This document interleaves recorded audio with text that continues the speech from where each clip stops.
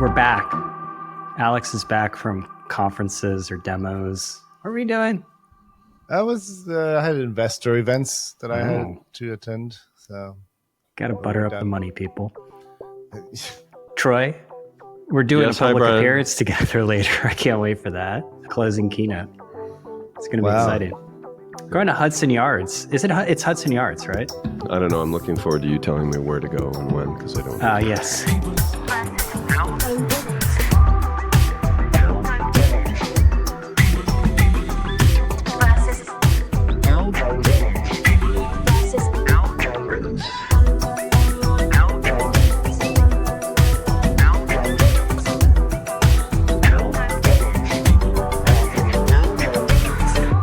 Welcome to People vs. Algorithms, show about connecting the dots in technology, media, and culture. Alex, I noticed, is wearing those glasses that you can record with. Is that right, Alex? Yeah, I am.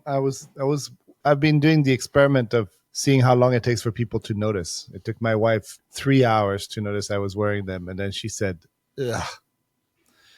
Wait, which glasses? They're not the Meta. They're the Meta Ray-Ban smart glasses. They are? Them. Those are smart glasses? Yeah, they look pretty good.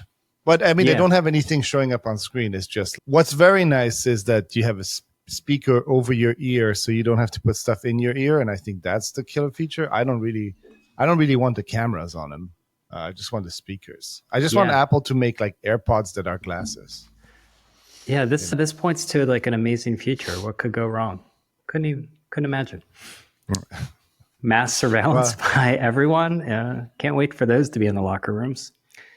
Yeah, well, I just took a picture, and I'm just this is great. I can't wait. Did you see that? Like, I don't even know if it was true. I don't know what's true anymore. There's somebody hacked these apparently at like Harvard that was then able to quote unquote dox people. They fed it through image recognition, facial recognition, and we're able to basically go around and see who people are. And I mean, when all the pieces of technology exist in some form, you can imagine that somebody's going to put them together, right? Like using a photo of yourself, you can pay a service or even use free services to find a bunch of stuff about yourself, and then you tie that to an always-on camera on glasses. Yeah, you're there. So, yeah. So privacy will go from being a human right to basically a luxury good. It's kind of like people feel icky about having, cameras on glasses, and I do. I don't particularly like it, but it's also the killer feature that everybody wants is something that reminds them of everyone's name. When you walk into a room, like we all want that secretly. Yeah, lanyards. Yeah. This is a solved problem. You spend too much time in conferences. Troy will wear the lanyard later. You'll wear the lanyard, right? I don't usually wear the lanyard. Yeah. Do you ever leave like a name tag on when you leave one of these events? Just walking around New York City with a name tag on? That's a perfect way to get mugged. So this hurricane had gone through Florida. I was not there. It was too dangerous, so I came to New York for Advertising Week, which is a very strange event. Do you know about Advertising Week, Alex? I think I might have done something for it at some point. Oh, really? It's been around for 20 years, and it is a great celebration of the great industry of advertising. So you're missing it. A lot of panels, a lot of parties by technology, ad tech companies. I don't know. Have you done anything, Troy? Advertising Week related? Well, I don't know if this is related. I went to a book launch last night from my friend Lauren Sherman. Okay. And Chantel Fernandez launched their book, Selling Sex. The Victoria's Secret book? Correct, yeah. It was fun. Got to see a bunch of people. Okay. I think this hurricane, but I can't tell whether this is a minority experience of it because it's become very much in the information space. There's characters coming out of it. There's some guy called Lieutenant Dan who rode out the storm in the bay in Tampa on a 20-foot boat. And Caroline Calloway, who I believe is by some thought to be the worst influencer in the world. At least she's been christened that. She's down in Sarasota. She's also riding out the storm. She's promoting her book. Everything is an excuse for content. A lot of content creators are out there. And then, of course, a lot of misinformation. And there is a disturbing number of people who think that the government apparently controls the weather. Something that I've noticed. I mean, anything more than one seems to be disturbing to me. I don't know if it's I don't know if it's as substantial as the news makes it out to be. But a lot of people, enough people believe that the Earth is flat for there to be a conference business built around it, right? Oh, You is should there a always see conference? flat earthers Yeah, have multiple we're speaking events. at it later. That's where Is you that go. what this is about? Exactly. Yeah. I don't know. I mean, it's just people playing around in the information space, Brian. I don't know how many people really believe that the Well, I think government that's the controls it. interesting thing is when you get into these more confined spaces, when you get beyond mass media, is that you start to lose sense of like what is like widespread and what is not. Sometimes I find if I spend too much time on X, it's completely warped my sense of reality. Like I'm like, no, this is not how quote unquote the majority of people like are seeing the world. I think it's going to be interesting as we retreat into these niche spaces because it does warp your sense of what real is. Like going on X, like for me, I would think that like a large group of Americans believe that the government controls the weather. Maybe But you need to follow different people. No, it's not followed because it's all algorithmic. Yeah, I mean, I don't know. I thought that's that what's changed. I turned right? on the There's news last night and came home, and it's a strange world. The main screen was photos of or live video feed from Tampa. The ticker bar at the bottom was updates on the war in the Middle East, and then below that was the record-breaking day in the markets. You start to wonder, what is this place we live in, right? Like it's a strange world to navigate.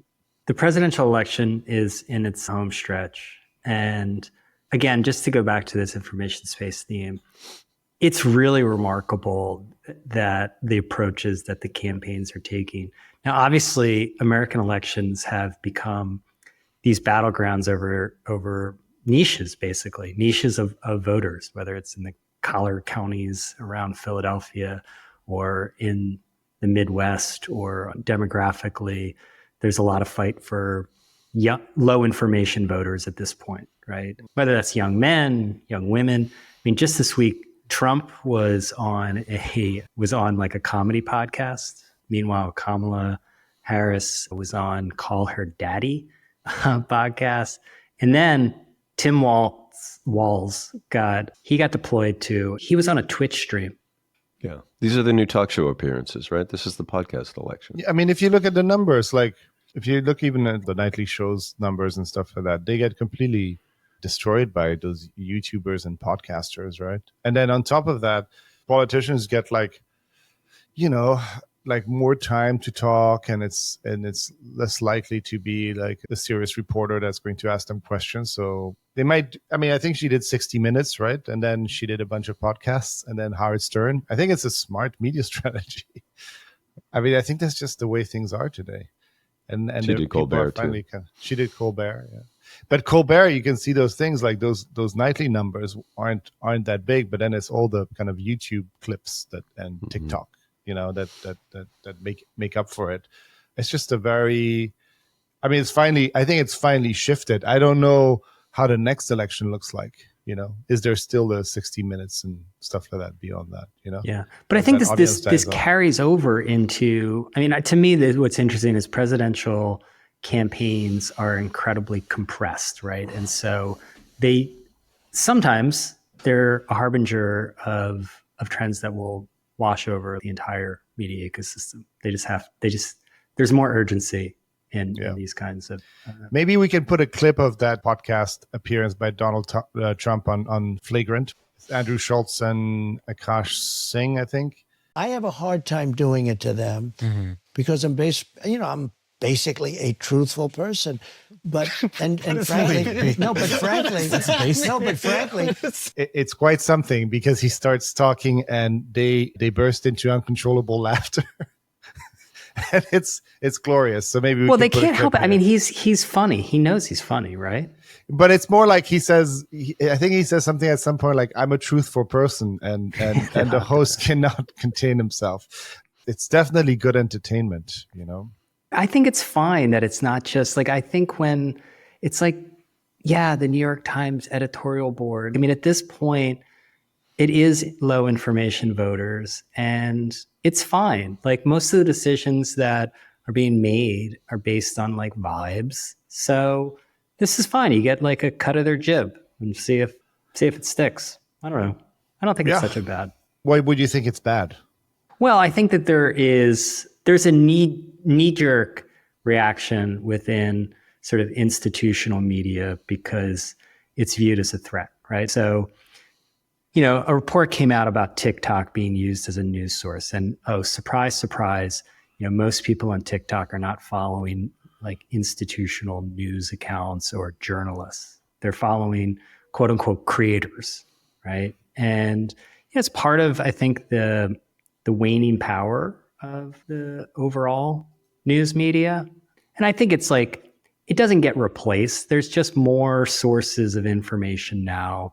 And so obviously anyone trying to influence public opinion, whether you're an advertiser or a politician, and politicians are basically advertisers, you're going to diversify how you reach people because that just makes sense. I mean, I think it's just more, at the end of the day, everything's entertainment. People are trying to maximize their minutes, by making them entertaining. And this is all about having so much access to commentary, right? Everybody really kind of wants commentary that's contextualized into something they like. So it's either, watching the original Daily Show because they made the news fun. And then we found out very quickly, right, that most young people, that was 10 years ago, were getting their news from the Daily Show, right?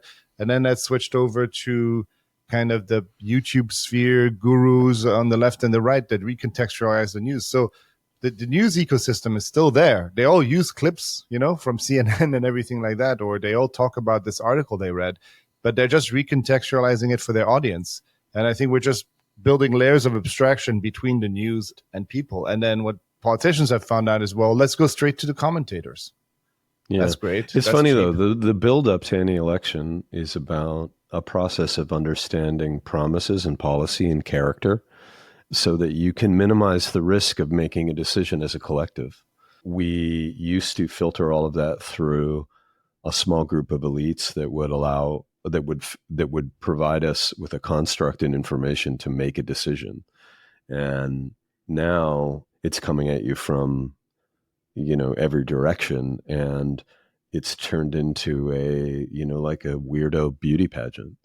And it's just, so it's just hard to understand, first of all, how you make the decision. I mean, and then, I think more troubling is how we hold or how we manage accountability after that decision's made. In terms of, you have someone who's elected that's doing things that cost people lives, that change the fabric of a country, that, have real consequence. And so, if the run up to this thing is a sham and we don't make good decisions, and then afterward we're sort of incapable of kind of holding people to account because there's no good information, this is really troubling, right? It's hard to understand where the checks and balances are in a system that at the end of it all have real consequence to how people live. Mm-hmm. Yeah, I think a lot of that is, again, Trump scrambled everything.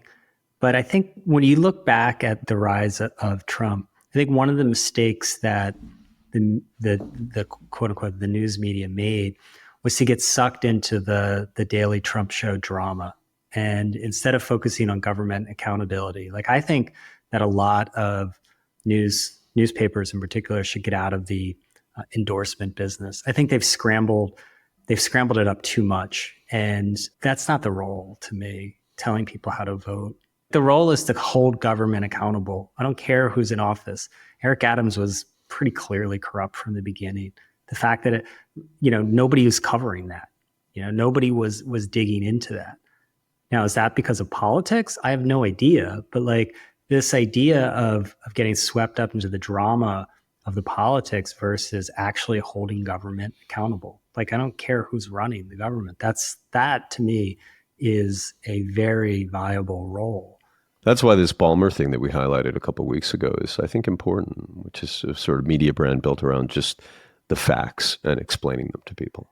Right, but the problem is you're building these. You can't really blame the media, and I can't believe I'm saying that because of the way the system is built, and there's a profit motive attached to it, and having opinionated media is what people want right now. So everybody's kind of pulled into that. And then when the biggest show in town is Trump making either a fool of himself or showing people the light, then the news outlets need to cover it. And they're trying to run a business. And I think at the end of the day, what's probably healthier is that we have more access to content and layers of abstraction and people that can, provide, context via YouTube or podcasts on top of the news. That seems to be where the thing is settling, because I think we're going to wait a while if we think that there's going to be a news source that does all these things, right? That says like, well, we're just going to be about the facts and is successful, because people want you to pick a side. It's such a strong force. When there is none of that, when there is not that much choice, then sure, yeah, we'll all look at something and it'll be factual. But when I can choose a news source that is fun to watch, that kind of blasts the other sides, that has an opinion, I'll choose that. And that's what's happening right now. Like you can't really blame the media. Like, what are you going to do if you run one of these businesses? Not cover Trump, not do this? I wouldn't say not numbers cover decline? Trump. We're going to talk about bad bets, right? I think betting on being like the opposition was a bad long-term bet. It was a very good short-term bet, and all the incentives, the profit incentives, were there to take the resistance role. I don't know how the election's going to turn out, but according to the betting markets, it's going in Trump's direction, right? And I don't think it's a coincidence that taking the opposition role, if that was like genuine, really didn't work at all, right? And the trust numbers have just gone down for news media. So that was a bad bet, I would say. Do you want to introduce this idea of bad bets as a segment? Or I want Alex to. I was looking at past episodes that we had, and we made a lot of predictions around AI, and then the bets that different companies were doing was either Microsoft kind of going on it all in on OpenAI, Zuckerberg's bet on the metaverse, Google's kind of feeling that Google was kind of caught like a rabbit in the headlights. There were lots of Microsoft spending $70 billion on Activision. And the world looks pretty different now. And some of these have been, bad bets, and then also bad calls by us, I think. And I wanted us to kind of review them, and then also look at media bad bets and good bets. Some things that we might have not expected would have worked. Some things have fizzled out. So I thought we would look at kind of decisions, ours and theirs, that might have been bad. Does that make sense? Yeah, that makes sense. This is why I actually bought and wore my Meta glasses today, because I was always coming in hot against Meta, and I think they've been doing gangbusters. All it took was Zuckerberg to get like a six-pack, and now everybody loves him. But I still think, that the metaverse bet was a bad bet, and Apple did the worst bets of all, which is it got, pulled into this fight with the Vision Pro, and then completely dropped it because it turned out that the next wave was AI. And it's interesting, if you look at where we were a year ago or 100 episodes ago, 2 years ago, and where we are today, people are sitting in very different positions. And I would say Google's is way better than it, and I thought it would be. Apple's in the worst position than I thought it would be. Meta's in a better position than I thought it would be. And Google's OpenAI and Microsoft's OpenAI bet might not, have been the best decision. But we'll see about that. So that's what do you think is what's a bad bet in media, Brian? Wait, let me stick with tech, for instance, because I think you can't really compare the two, because like bad bets. I mean, it's bad bets with like monopoly money. Like, so Apple made a bad bet. Its market cap is up 28% in the past year. That's a bad bet. That's what losing looks like in these industries. I mean, this is basically Lena Khan's like argument. It's like, it doesn't matter if you're the house, like you can't lose. So if you're sitting on a pile of cash, if you're Google and you have basically the greatest business model ever invented, you can make like 50 bad bets. Just make the bet. At that point, like, is Oculus a bad bet? Who cares? Like, I mean, they have so much leverage in these businesses that to compare it to like a media business, they can't make big bets. You can take moonshots when you have a stranglehold on these markets. Is it even a bet when there's no downside? I don't think there was no downside. I think Meta's had to work really hard to kind of work its way out of this situation they were in with all that investment into the metaverse, to talk about the metaverse, and now their story makes a lot more sense. Now, the bad bet was betting against Meta, because I actually think Zuckerberg is also a smart guy, and they've worked really hard to move out of that. But the Apple maybe bets, don't be too quick to say the metaverse is a bad bet. I mean, I just disagree with that. Well, I mean, maybe in 10 years, but I think there is no path to new platform, all of the stuff you're wearing on your face without the metaverse. And I would argue that the metaverse was an accelerant for their AI development, because AI and kind of metaverse go hand in hand. And now they've done, the extremely hard work and investment required to build a competency in hardware that, TBD, but it looks like it's going to pay off. So, sure, they announced I don't think it was maybe, a clear well, that's why I'm saying, like, my betting against Meta was the bad bet. I'm calling that out. And part of that is that I think that the thing that they demoed at their event, the glasses that kind of like looks somewhat like glasses and can project mixed reality in front of your eyes, they're still big and they still cost like $10,000 to make. But I thought we were 15 years away from that. I didn't think we were that close to that. And that's completely changed the game. And it's probably, Apple might have something in their lab running like that, but I think it's just they just threw fuel on that fire, and I expect we'll have these types of products, in the next 2-3 years. I think Brian's point is terrific. That when your company's throwing off billions of dollars in cash flow, and the market's preventing you from acquiring your way to the next equilibrium, that you throw a huge amount of money at innovation, and the path is nonlinear. I think that the biggest bad bet I would to transition the conversation to media, I would say, would be probably CNN. And the bet there was they could, continue to rely on cable news as the primary distribution, environment for them, and that they would, build a big free website. And had they changed the way they thought about, their primary distribution vehicle and everything that would be required to serve that new customer, CNN would look more like the New York Times, that have built, a subscription-based business against cohorts, diversifying news to games to lifestyle, and figuring out how to build, really, a trusted kind of, app-based relationship on the phone that will sustain a subscription business. And now you see, CNN kind of coming to the paid, internet-based or DTC game really late. And, there's still a lot of profit in the business because of, the cable system. But I think that the transition is going to be really, really hard, and they're sort of a day late, a dollar short. So they could have made a different bet on shifting distribution much earlier, and the company would have looked a lot different.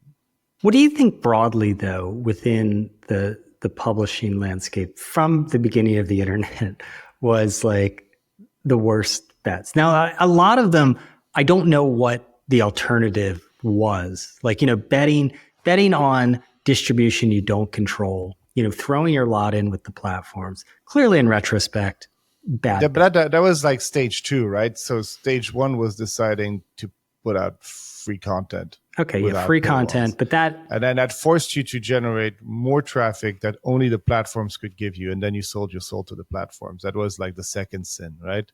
And then the cat was out of the bag after that, for sure, right? Right, but like, were those truly bad bets? Because it wasn't like you're sitting there like Meta or anything. You can do like whatever. Meta's up 82% the last year. Is that because they made good bets? I don't know. I mean, that's just how it goes. I don't want to bring it back into tech, but I wouldn't underplay the fact that there's like real consequential decisions that these guys are making. Of course, they make consequential decisions. I'm just saying that, like, and it doesn't mean like in tech, especially with these the big guys, it's not like the bets are going to. Yes, maybe the media bets we're talking about are the catering budget of Meta, right? I get it. And the bad bets are existentials for the CNNs of the world, but that doesn't mean they're not like hugely consequential and allowing the companies to kind of dominate in whatever fields are emergent. Yeah, like opening up 3 Mile Island again. I guess that's a medium-sized bet for Microsoft, or is that? Oh yes, they opened up a nuclear plant. Yeah, that's just to power the LLMs. But I mean, I think the CNN bet. The thing about that kind of baffles me is that everybody was seeing that the car couldn't make the jump over the cliff, right? Like, and they were just going, no, let's do it. Let's not pump the brake. Let's go this way. We're gonna jump that cliff. And what happens in the room when they make decisions like that? What do they expect? I mean, the real-time bet on this is happening right now. I mean, what really happened? I like your point, you guys, that you're saying when you were in that and you were not only optimizing a media business for a new type of content creation. So for example, if you were a print business that made a publication or a newspaper, you had to learn how to do all the other things, right? You had to learn how to publish at a new frequency with more intimacy, with all of, challenged by the kind of personality and authenticity of a world where everybody could create. And so you had to learn a kind of new content creation vocabulary and new mediums and new rules of distribution. And you're like, holy shit, one's going down, 10, 20, 30% a year. We got to figure out how to make money quickly to get this thing going. So it's like, whether it's better, it's just really survival. And then you can kind of reflect back on it and say, well, what if we had, instead of doing all of that, we just really focused on niches, on quality content, on subscription, when, by the way, there was, very little consumer appetite for subscription or infrastructure to make it kind of frictionless on the internet. And you didn't have the sort of tech investment to do it. But right now, the real-time new bet that all media companies are entering into, we saw Hearst do it last week. We've seen, Dotdash Meredith do it, New York Times, everybody, is we're selling arms to a new aggregator, right? And like we are saying, okay, well, on the margin, we can use that. Wait, you're talking about the AI deals, correct? All the AI deals, yes. Right. And anybody that uses AI realizes that it is just like the last model where the aggregators completely slaughtered media because it was a better interface to information that aggregated multiple players into a single well-executed interface. And now we're doing it all over again. And the interface is even more powerful because there's AI behind it. And we're saying, we'll close the gap. I mean, look at what it really means is we'll close the gap between basically historic or evergreen content that the LLMs did well at the beginning, like all the knowledge in the world, with current real-time knowledge, right? Because we're going to give you all our current stuff that we're making. And now the new interface, AI, is going to be, twice as useful as search was. And, the simple math of it is it solves a consumer problem better. And yeah, I looked at the new Google prototype the other day, and basically think of the SERP response as being a generative response to whatever you want, how to get a stain out of like a stain out of clothing. So that was all generated. And then below that was a bunch of what I would call, content or content marketing, like an article from Tide and an article from, Better Homes and Gardens in a little strip in the middle. And then below it, 3 or 4 big links directly to sellers of the product. So think generative response, a little tiny media layer, and then commerce. You with me? Mm-hmm. And so that is the replacement. That's your reality media. That's, in the best case scenario for the replacement. I would say take the middle position because you're probably going to end up in the last middle position is the content that's creating the generative result. And the bottom position is the sort of abdication of the affiliate economy to the aggregator, right? Commerce going direct commerce from, beginning point to end point. Right. And that little poor middle layer not only is getting no screen visibility, but it's given its content up to the generative response above, and it's given the performance revenue, i.e. affiliate revenue, to the spot below. It's like that's death. If you look at the playbook that's been used, it's not even a new playbook. It's been used many times over, right? Where I don't think it's entirely intentional, but this is what happens, right? Tech company makes a platform. They build up the platform's utility by using content that is commercial content, high quality commercial content. They might get in trouble. Then they make deals. And as they make deals, they get the consumer used to a new behavior, and they reduce all that friction until they figure out a way to get content for free. YouTube, right? You start out, it's actually a piracy site. People go there to see NBC Universal shows. They get sued. They build up all that infrastructure, make a bunch of deals with a bunch of people. But all of a sudden, consumer behaviors have changed. They become a huge platform.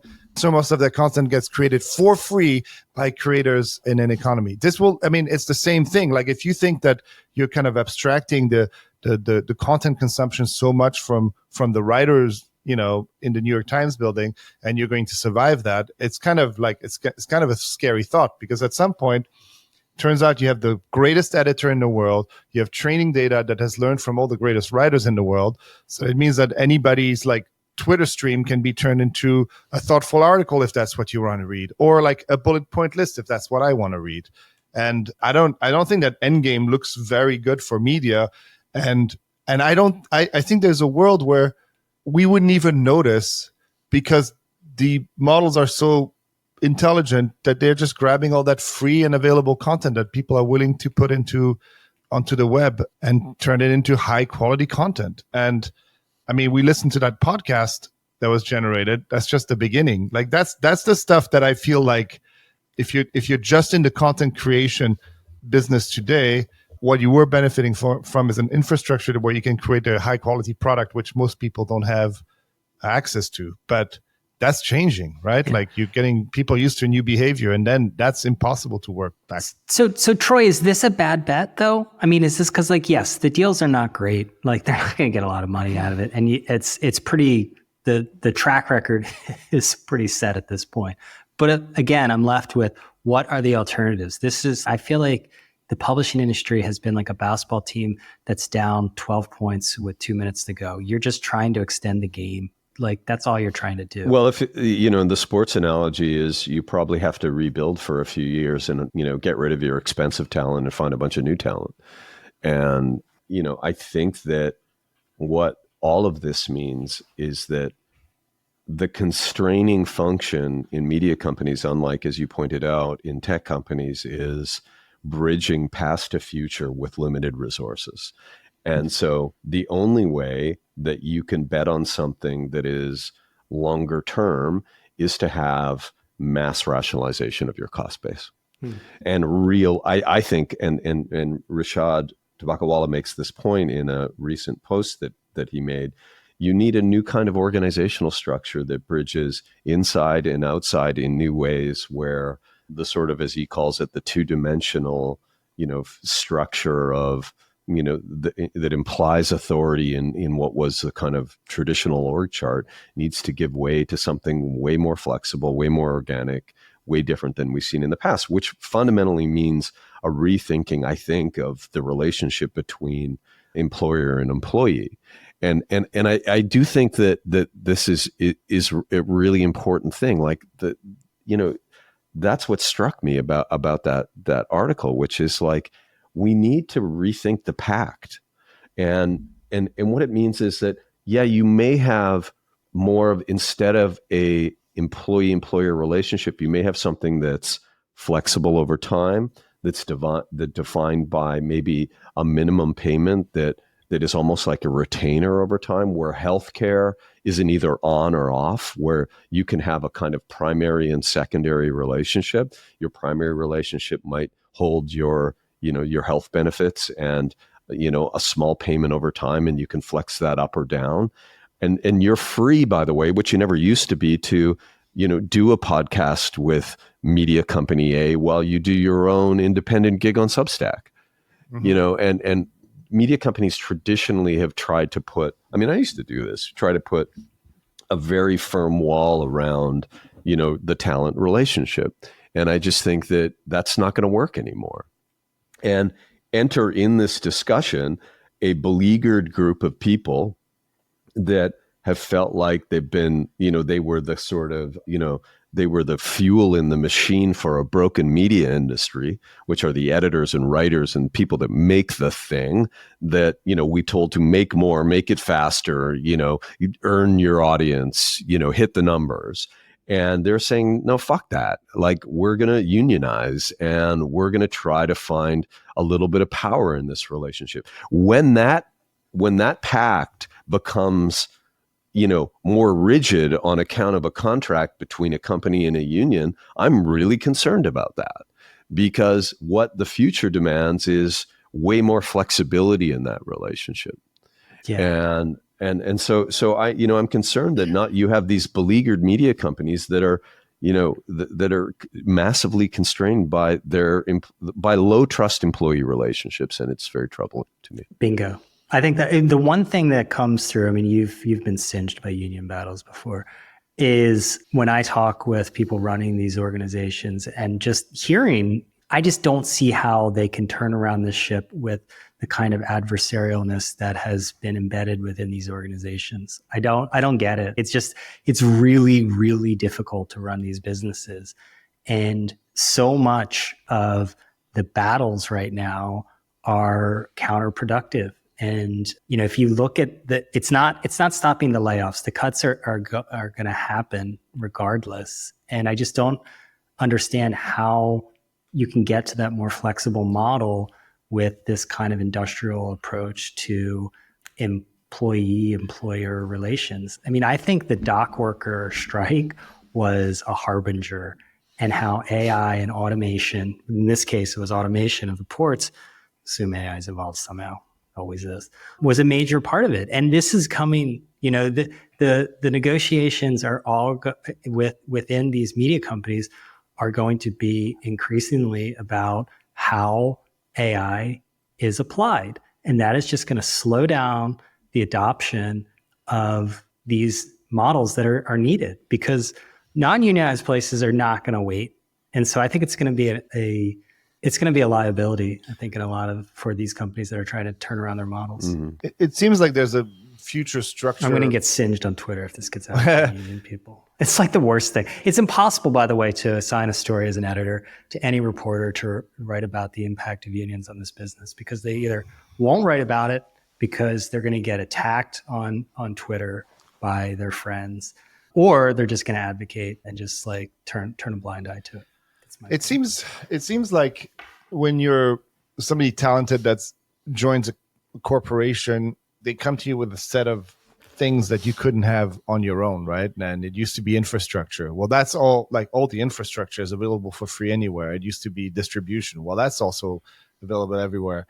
And then it used to be like, well, but you can make more money here. Well, that's kind of also going out the door, because we're seeing all these talented people, turning their audience into, newsletter signups or whatever. So I think you need to have a new structure where you hire less people, you invest less in infrastructure, but you kind of give the promise to everyone that, if you're successful, you guys are all going to be rich. In some ways, kind of a tech playbook where I can't see if you're in any way somewhat successful, why are you staying in a media structure if you could? Well, I will take a little bit of the opposite, because but that's what you did, dude. Yeah, exactly. But Taylor Lorenz was an example of this, and Kyle Chayko, one of our former guests, wrote an article and was nice enough to quote me in the article in the New Yorker about this. And Taylor, she's very dramatic, and I like Taylor, but she's very dramatic and gets in lots of conflicts. And I think she's totally made for the independent path, not for being inside of the Washington Post or the New York Times or the Atlantic or anything. Like, that is just not the way those brands operate. But I think that story really highlighted a lot of the upsides of taking the independent path. Now, what I said to Kyle also, though, and like he knows really well, is when you're within those organizations, though, they make your shit way better, way better. Like I've been in a couple of New Yorker stories, and it's always a kick that like the fact checker calls and goes over the quotes, goes over everything. And it's like, and a lot of writers really need good editors. A lot of Right, writers but this are goes not back actually to great writers. but it goes back to, I guess I'm forming a thesis, right? Where Yeah. you used to provide infrastructure, right? And that infrastructure was very valuable. You literally couldn't put words Sure. in a form that people could get, right? And as time goes Typesetters. by, I'm not going to set right, type. exactly. And as time went by, that infrastructure became more and more available, more and more free. And now I believe that with AI, right, because it's all interconnected, the infrastructure of editing, Yeah. I'm going to start writing a newsletter for the company. Oh, And the you way are? I do it, Can I sell ads on it? you can, absolutely. We have Your like investors 12, are going to love this. It's going to be a new a revenue stream. but the way I do it is I use this app called Cleft, and I'll just speak into it. Like I'll just speak into it with a bunch of ideas that I have. It'll record 30, transcribes it, turns it into like a contextual list of things, bullet points. I grab that bullet point, I drop it into ChatGPT, turn it into voice mode. On my commute, I discuss all the points I want to make. Then I ask it to write first draft of my newsletter. Then it spits it out. I ask it to make it shorter. Then I put it in a thing. I then rewrite it, but it takes me a Sounds so tenth of the complicated, time. Alex. I just order a cup of coffee and sit down. But you're a writer. You're a writer that seems to be able to write without an This is editor. all taking away that skill. I appreciate that. But you see what I mean? Like I think even video editing, stuff that is time consuming, will be kind of all that infrastructure is you no longer need the New York Times or CNN. You can create great stuff. I think the hard part will be around things like legal, like services that are not able to be automated yet. For instance, liability insurance. Substack initially tried to have something about this. You can get sued. Powerful people like suing people. Brian, where I'm sitting right now, I can tell you there's probably 10 businesses saying there's this new creator economy. What do they need? Liability insurance. Yeah. Okay, let's make a 4-click thing that is liability insurance. They already did it with, there's already all these startups like Pilot that handle basically like a whole CFO system, right? All of the things that made it difficult to exist outside of a corporation is being automated. Yeah, that's true. I mean, I think about it. I would bring it back to one thing that media companies. You said that a good media brand or the infrastructure of a media company makes you better, Brian. I totally understand that. One thing that media does is packages. Yeah, it turns content into a form that is more rewarding to read, I suppose. And I think that's really the ultimate use case of AI, because packaging becomes personalized and it becomes, multi-format. It is delivered in a way that you want it: bullets, paragraphs, audio, video, whatever. And so that role in media, which is we take information from reporters and smart people and package it. We package it with a brand, we package it with editors, we package it with images. All of that is being automated. But we've seen the decline of the brand package, right? More people use things like Google News or Apple News and don't even care about the source, right? Turns out you only care about it's like music albums, right? Like I like this song, I like that song, and Spotify turned it into playlists. And we all lament the loss of the album, the art of the album, but that's not what people want. Yeah, and AI is actually incredible. Not entirely. Hold on one sec, guys. Recontextualize just one sec. Hey, Steve, what do you need from me? Which Steve? He shows up now and then. Steve shows up. He might show up later in the episode. It's like Kato Kalen. He gave me the Kato. Can you get him? Can you get him back later on to do a good product? Oh yeah, that's good. Yeah, foreshadowing. We'll do that. Steve, he's a big hunk of a man. What were we talking about? That narrows it down.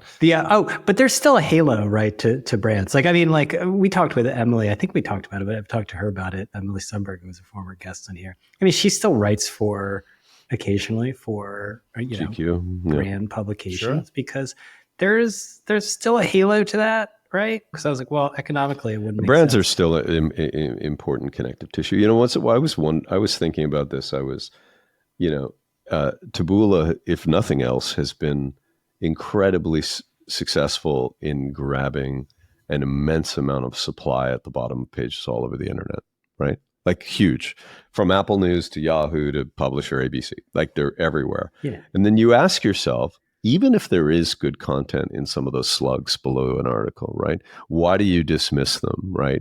And part of it is that a good piece of content might be next to a toe fungus, content marketing slug.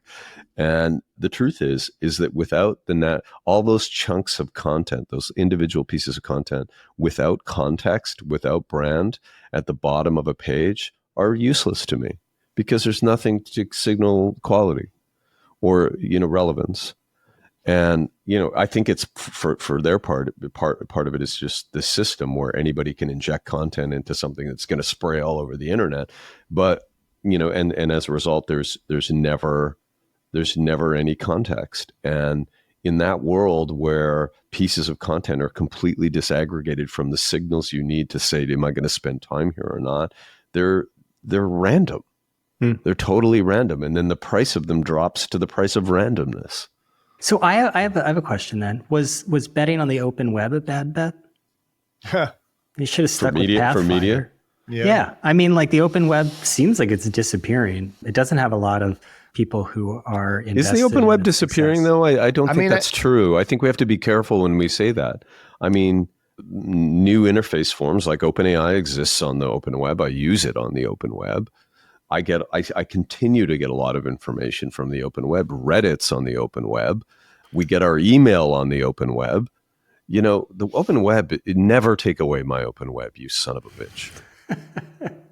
I love definition. This is definition. I love the open web. You know what I mean by that. I think it's a tricky question to answer though, because it's multifaceted. One, like if the open web had an infrastructure for payments built into it early on, which people what it should have, like, but which should have, but like there was a philosophical kind of disagreement around whether or not that should be the case. But I think media companies would have been less pressured into moving all their content into platforms, which in turn made the open web less relevant for this type of stuff. But it still remains like one of the best ways to distribute content. I mean, it really there's payments and then there's access to native functionality on devices that really limited it to be more of a dumb document repository. And then we spent years and years and years putting JavaScript on top of it to make it behave like something more sophisticated.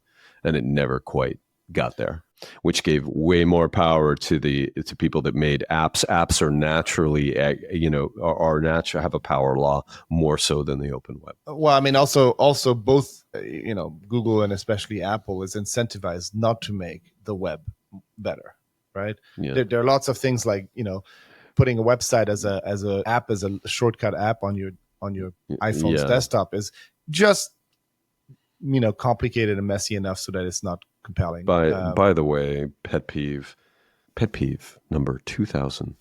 I think it's a new segment. No, it's I would be great at pet peeves. Pet peeve. I think so Apple has had years to muscle their way into premium content through the acquisition of Texture and the creation of Apple News. And now it's a what is it, a left swipe on your phone. It's built into, a kind of native notification system. They have every single advantage in the world. And the interface to content via Apple News sucks. It's so bad. It's so hard to find stuff. Their For You feed is ridiculous. And, they've tried to work in audio and, interactivity in games and stuff. But Apple really has squandered what could have been the most beautiful interface to information. And it's wildly successful. Well, because they have because it's there. That's what I mean. It's like it doesn't. I want to make these bets where, like, no matter. It's like, yeah, let's make a bet. Tails we win. Heads we win. I don't know. What is the? I think we're gonna. I'm surprised they don't produce worse stuff, because without that kind of downside risk, I can't help but to think that it would be the best thing for companies like Apple and Google that people come in and start. The governments come in and start just like messing with their structures. Because I think at this stage, it actually, the ability to make bad bets that have very little repercussion is kind of cancerous in an organization. It let Google just like stagnate and that got an existential risk when they noticed they didn't really invest in just like building consumer AI as they should have. And it would it could be a great thing for Apple if there was like somebody that forced them to open up the App Store. It would be a great thing for Google if somebody forced them to open up the App Store or broke them apart, because then it would actually get like all of this energy and this talent and this technology that they've kind of accumulated to be used to actually compete in the market. So wait, are they That still would be doing great. this sort of hoarding of talent kind of thing? Oh yeah, Okay. for sure. I mean, man, they buy companies for hundreds of millions of dollars just to hire Yeah. people back. So, Well, that's I another think sort of this- aspect. The DOJ came out with its proposed remedies in the search case, and they're going there. I mean, they're saying that this probably needs structural. Now, I don't know if they'll get this through, and these things are always tied up forever, right? Yeah. But the fact that it's now widely being discussed, the structural remedies, not because I think you can only get away with it so long. I mean, these consent decrees, every single time they're violated, and these fines just don't stop these companies at all. Look at Facebook with WhatsApp.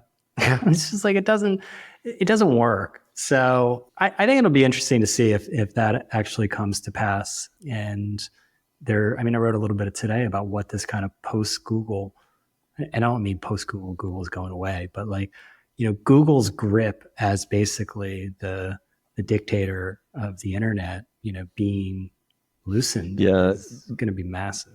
Yeah, I struggle a little bit. To me, a big company is defined by market power.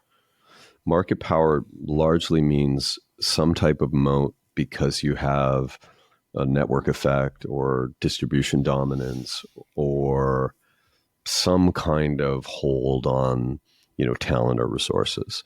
Mm-hmm. And, big companies are sort of by definition inefficient and sort of exist and kind of float along because they have this unnatural power that prevents them from being disrupted at any moment by someone more nimble and, smarter, thinking new ways. And so if you break down Google, there's really like 5 or 6 entities that each of them have their own market power dynamic that could be separate companies and thrive as such. So YouTube has massive network effects as being the video aggregation point for millions of creators and millions of consumers connected by an algorithm and a brand that supports that. Natural business, huge in and of its own right. Cloud, particularly when you add AI to cloud, huge business, right? Search is the connective tissue of the open web. Android is the thing that controls millions and millions and millions of mobile phones and the connective tissue for an economic marketplace called the App Store. So all of these businesses are in their own rights, businesses with distinct distribution, power, moats, network effects, etc.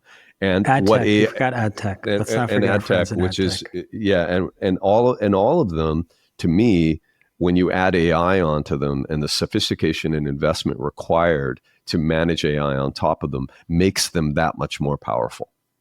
Like add AI to search and suddenly it's the only place to get answers. Add AI to search and suddenly it's the place that connects a content query to a commercial query. Add AI to, a YouTube video marketplace and it becomes the clearinghouse for all content that's harder and harder to permeate. Add AI to the cloud and it becomes the place that not only delivers, basic compute to you, but also solves your problems and has the density of something that's thinking on your behalf.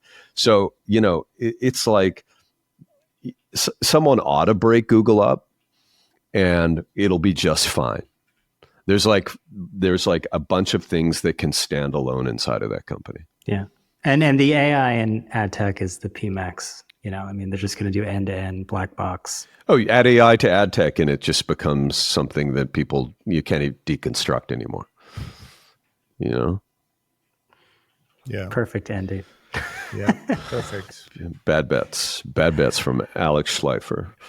Well, just to maybe just one last point. It actually, ironically, it was Google's bad bet here might have been that they actually allowed secondary stores to open up because they went fully open source, and Apple, the ruling against Apple's App Store, Apple's still allowed to have a lockdown App Store, but Google, because it had other stores and was then forced to kind of strong arm people into installing the Play Store, they had a much weaker case So Yeah. keeping things locked down. They had to do those deals.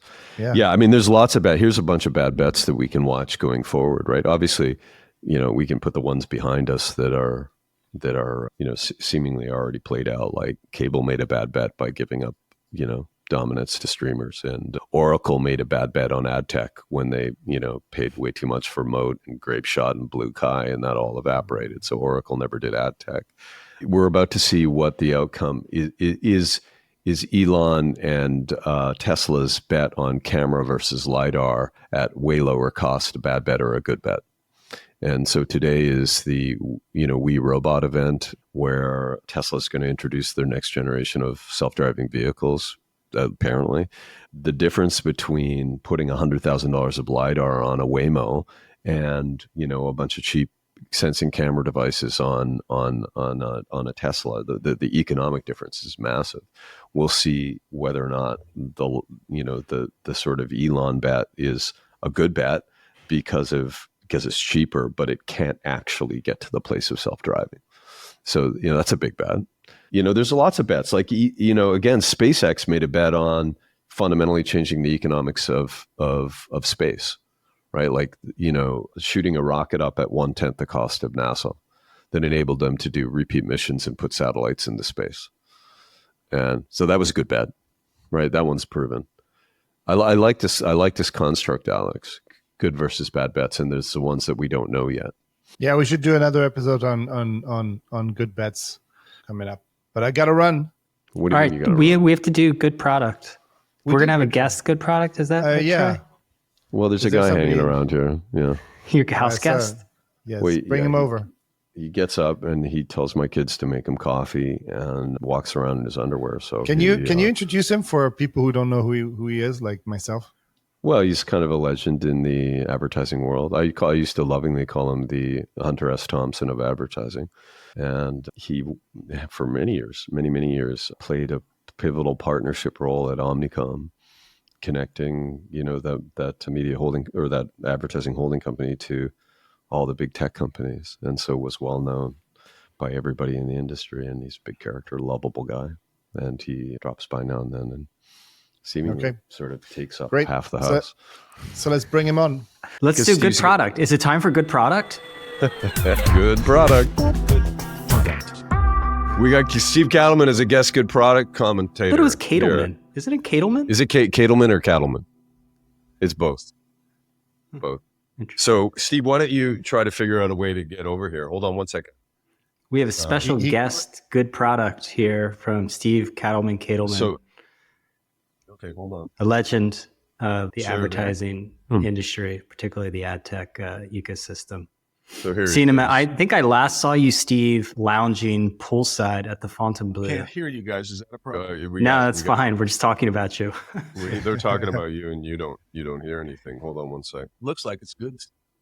It's good. We'll just take these off for a sec. Are you guys gonna share AirPods? Hold on. That would Just be a minute. ultimate. Don't touch me. Can't help. Can you say something, Brian? Yes. Okay. I can hear you. No, you got it. Okay. I don't know if that's going to work with the echo, but Steve, we do good product. I think Troy has briefed you on it. Do you have a good product for us? You had a whole bunch. I listed off 5 to 10 things that I thought were All right, we'll choose one maybe. Well, no. What they're all sort of good products. First thing that came to mind was, I'm a homeowner in Nebraska, and anytime I need to glue something, I said liquid nails. Liquid nails is a product that that if you squeeze it out of the tube and stick something to a wall, it's going to stay. My next, you want to comment on it, or you want me to just rattle down? Well, I just is that different from crazy glue? I mean, I'm way an different than dweller. crazy glue. Crazy glue doesn't work. Crazy glue gets all over your fingers and it sticks your fingers together. Liquid nails takes a little longer to dry. Okay. It's just, I remember commenting for the past 15 years that every time I buy liquid nails, it's a product that actually does what it's supposed to do. So I've always been impressed with liquid nails. It's just something my heart feels. Steve, this podcast, ironically, is brought to you by Liquid. Oh, it is. Yeah. So good. That's nails with a Z, right? liquid nail. I don't know. No, It says gold label. Next thing, also related to Nebraska, I am a proud member of the Ultimate Sip Club from Panera Bread. And Panera Breads are all over the place. And Panera, not only do you get free Wi-Fi, but you get for $11.99 a month, unlimited drinks. I thought it was $12.99. It's $11.99 in Omaha, Nebraska. It's almost like a Planet Fitness. Depends on where you start It's your kind of membership. the opposite of Planet. Oh no, this is good stuff. It's healthy. I thought it was soda drink. Well, you can get a diet soda. Oh, you can also get iced teas. So it's unlimited coffee, unlimited sodas, and for a while they had this thing called charged iced teas. Charged iced teas were like 5 times the caffeine of coffee, and you could go fill it up anytime you wanted. I went there one day and it was gone.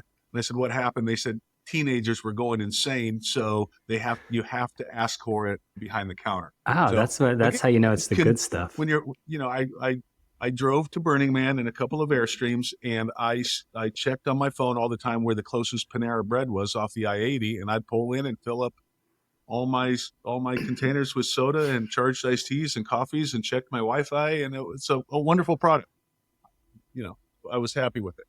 Another revelation that I was very happy with also about moving to Nebraska, there's a phenomenon of unlimited car washes. And me being a student from Berkeley, I was always very upset about these people in the Midwest that were washing their cars every day. I just thought it was a waste. But with them, they have free vacuum cleaners. You can, as long as you drive in through the exit and go in through the outdoor, as they say in Led Zeppelin folklore, you could go vacuum your car for free. And they had sprays where you could clean your tires, you could clean your windows, all that kind of stuff. Is your car clean? Well, I mean, I have OCD. Okay. Yeah. But I mean, this is just a recurring revenue play, right? I mean, I see these membership. I went to a car wash for the first time in 20 years, and they had memberships they were trying to shove down my throat. Correct. You have, but they're very high tech. You can't cheat the system. They scan your license plate, do all sorts of stuff. So roughly $20 a month, you can wash your one car as many times as you want. Wow. Again, kind of gross in concept, but with that, there's a way to game the system a little bit and use vacuum your car and clean the windshield without paying the. That's amazing. It's amazing. Alex, can you even do this in Europe? In Europe? No, I think car washing is outlawed. It is outlawed. I was just in Scotland and nobody had the free. How do they clean their car? They hand. put a They're wee too bit poor. of They don't have water cars. on a rag and go down and and the cars are on the wrong side of the street. It's all. All right. Well, thank you so much. Oh, there's another one. No, Sorry. there's more. There's more. Okay. I'm not done. Are you kidding me? Usually when Troy comes, Troy comes here, he'll say something like, It's like an this. apple or Yeah. bullshitting. This is good. This is like but the this is closing keynote. Well, Yeah. you missed it last week, Alex. It was bullshitting. Oh, I heard it. I listened Talk to about it. Well, from last night, we had a good one last night because we were playing pool at the bar. Troy and I met for a late dinner, and then afterwards we went to a bar. And I always think like moved to Nebraska, don't have a lot of friends, so I built a bar in my basement. I don't go out to bars because there aren't really any good ones. But last night we were down in the East Village or somewhere, and the idea of going to somebody else's place and getting a beer and drinking, and you don't have to clean up, and you can talk to strangers that you wouldn't normally talk to. I still love that phenomenon.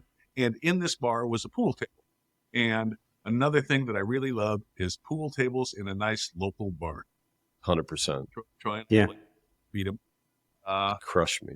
Yeah. What else you got? They should have pool memberships at those bars, right? Like just unlimited pool. It's called the $7 beer that I paid 60 cents for.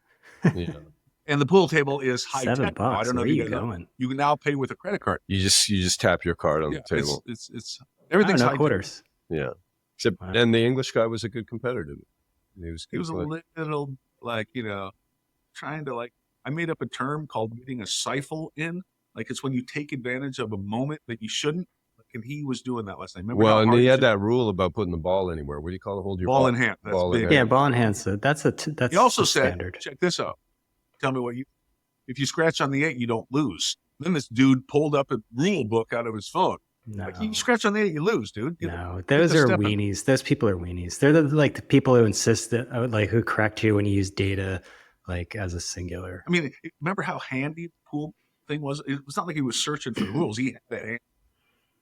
Ball in For hand. the record, Rolls for the in record, hand. American Association of Billiards says you don't lose until the ball is hitting the Well, wrong then pocket. you thankfully you beat him and So get the fuck. he left. Yeah. European And the civil final, regulations. well, now that you're on the road a lot, you like me and others really appreciate YouTube TV, which is your cable box in your pocket.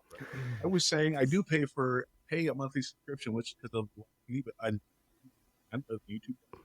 And also, I was just in Scotland for 17 days. And YouTube free version, I think it's phenomenal. So much good content. I always used to say back in the day, as I was a fan of the newspaper, because I'd read a story and I didn't know that I was interested in this other story that was right next to it. It's similar to YouTube television. It just plays stuff that it thinks you're interested in. I didn't realize it. It was just pretty badass, dude. So good. This was better than if we had planned it. I didn't. I appreciate you coming by. Can you finish the line? If you're contract. Yeah. See you, Steve. All right, bye. Okay, we should leave it there. Good Yeah. episode, guys. Good episode. Troy, I'm going to see you later. I set around a few topics. You guys want Break to a weigh leg. in. I think did the totally dance prep. number is gonna. I don't believe in panel prep calls. All right. Well, good luck, guys. All right. Thanks. Ciao. Like, Thanks. remember to tell everyone to like and subscribe and whatever they need to do. Okay, we're on YouTube, we're on podcasting. We'll go back max platforms. shamelessness, Alex. Max Don't worry. shamelessness. Max. Okay. All right. See you. See you. Ciao.